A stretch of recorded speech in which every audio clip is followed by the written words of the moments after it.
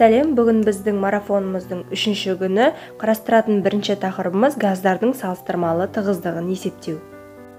Кейбір есептерді шығару кезінде газдардың салыстырмалы тығыздығын пайдалануға тура келетін жерлері болады. Ол дегеніміз, яғни 1 моль газдың басқа екінші газдың 1 мольнен неше есе ауыр немесе жеңіл екенін білу үшін қажет болады. Бірінші газдың екінші газ бойынша салыстырмалы тығыздығы мен екінші газдың салыстырмалы тығыздығы олардың молярлық массаларының қатынасына сәйкес келеді. Алдарыңызда ол формулада берілген. Газдардың салыстырмалы тығыздығы D әрпімен белгіленеді.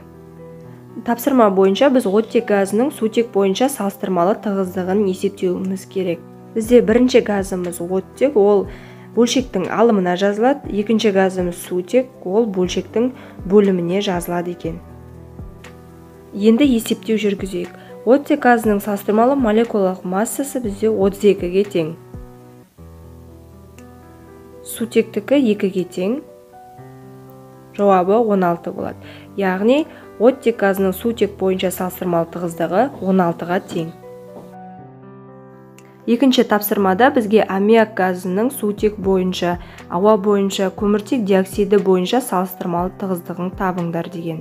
Бізге ең бірінші молекулалық массаларды есептеу керек болғандықтан, мен олардың барлығын есептеп жазып қойдым.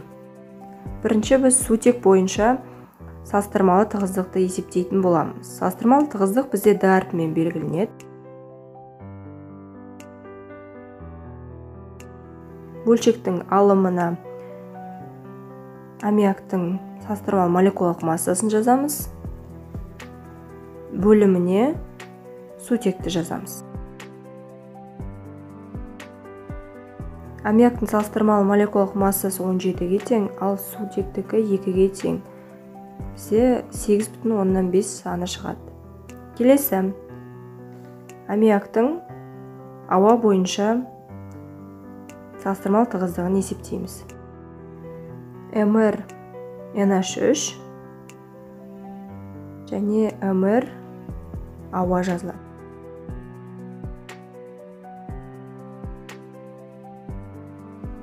Аммиак 17-ге, ал ауаның молекулалық массасы 29-ға тең. Жауабы 0,59. Енді аммиактың көмір қышқыл газы бойынша салыстырмалы тығыздығын есептейтін боламыз. Яғни 17-ні 44-ке бөлеміз. Жауабы бізде 0,38 шығады. Келесі тапсырмада көмір қышқыл газының ауа бойынша, озон бойынша және метан бойынша тығыздықтарын табатын боламыз. Ең бірінші бізге берілген қосылыстардың салыстырмалы молекулалық массасын есептеу қажет.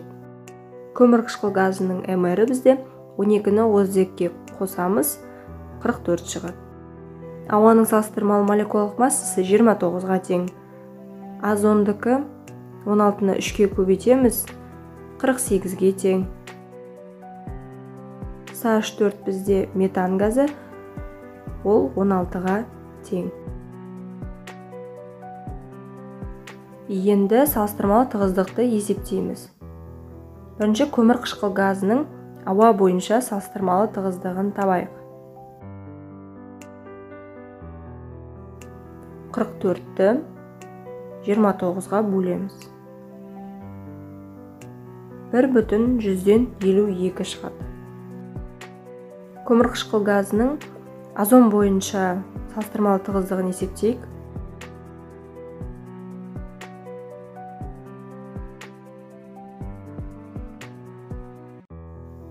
44-ті 48-ге бөлеміз. Жауабы 0,92. Б тапсырмасы бойынша көмір қышқыл газының метан бойынша тығыздығын табуымыз керек. 44-ті 16-ға бөлеміз. Жауабы бізде 2,75. Келесі қарастыратын тақырыбымыз химиялық формула бойынша газдардың тығыздығын табу. Тығыздық бізде ρ әрпімен белгіленеді, оны табу үшін массаны көлемге бөлеміз. Кез келген газдың 1 молінің көлемі 22,4 литрге тең болады. Берілген газдың тығыздықтарын келесі формула арқылы да есептеуге болады. Ол молекулалық массаны малярлық көлемге бөлу. Енді берілген тапсырма бойынша тығыздықтарды есептейік. Бірінші бізде сутек газының тығыздығын есептейміз.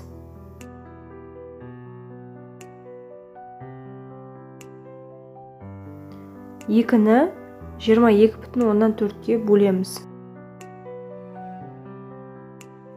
Жауабы 0,1089 грамм бөлінген литр. Енді оттек газының тығыздығын табайық.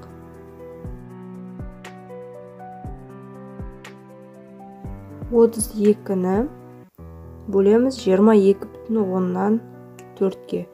Өлшем бірліктерін жазып кетейік.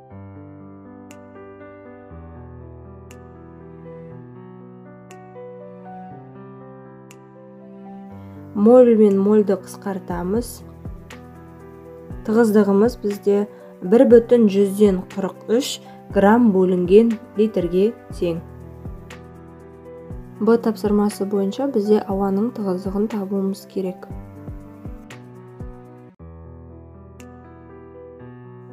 Бізде ауаның салыстырмалы молекулалық массасы 29-ға тең, көлем тұрақты 22,4-ке тең. Жауабы 1,129 грамм бөлінген литр. Енді көмірқышқыл газының тығыздығын анықтайық. Көмірқышқыл газының салыстырмалы молекулалық массасы 44 грамм бөлінген мольге тең. Ал көлем 22,4 литр бөлінген моль. Моль мен мольді қысқартамыз. Тығыздық бізде 1,196-ға тең. Бүгін қарастыратын үшінші тақырыбымыз ол қалыпты жағдайда көлемді есептеу.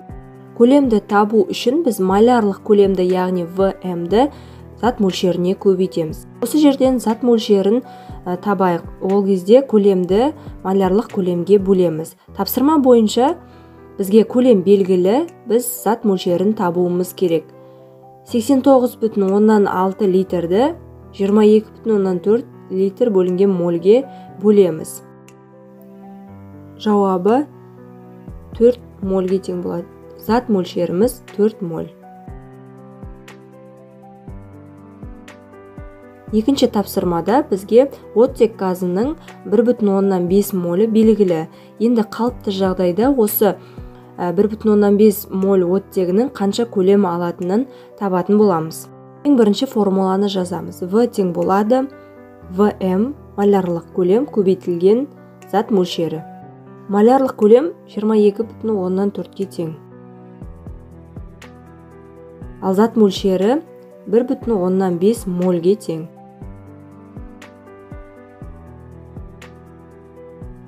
Моль мен мольді қысқартамыз. Бізде көлем 33,6 литрге тең. Жауабы 1,5 моль оттек газының көлемі 33,6 литр.